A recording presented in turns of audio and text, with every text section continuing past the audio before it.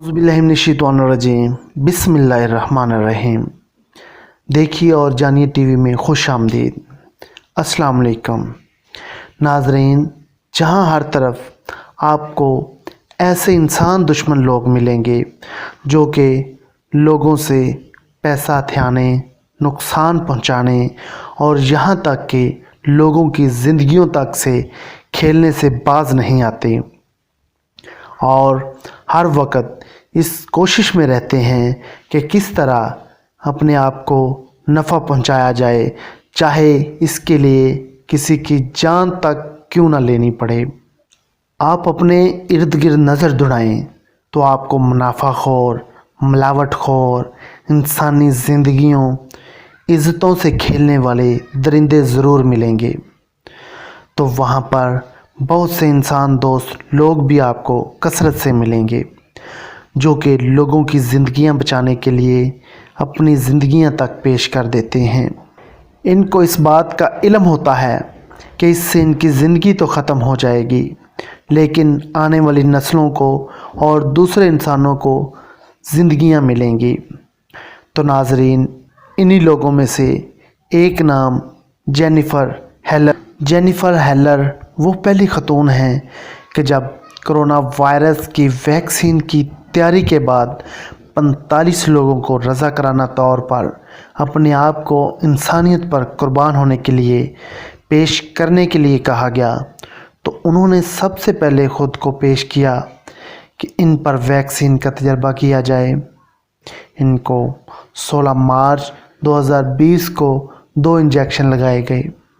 नाज़रीन, शायद हम सब के ज़हन में ये सवाल आते होंगे कि शायद वो ज़िंदगी से तंग ख़तून होंगी या कोई ऐसी ख़तून होंगी जिनका दुनिया से कोई वास्ता नहीं होगा, जिस वजह से इनको अपनी ज़िंदगी की कोई परवाह नहीं है।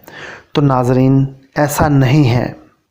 नाज़रीन, जेनिफ़र हेलर एक बहुत वेल सेटल्ड 43 साला खूबरू ख़ातून हैं।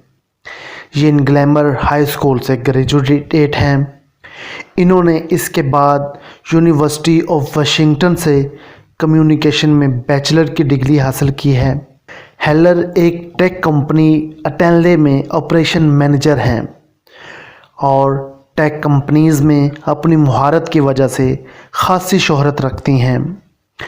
हेलर फ्लायर टीम नामी एक कंसल्टिंग फर्म की को फाउंडर भी हैं। ये जानवरों को बचाने वाली एक तंजीम की भी सरगर्म रुकन हैं।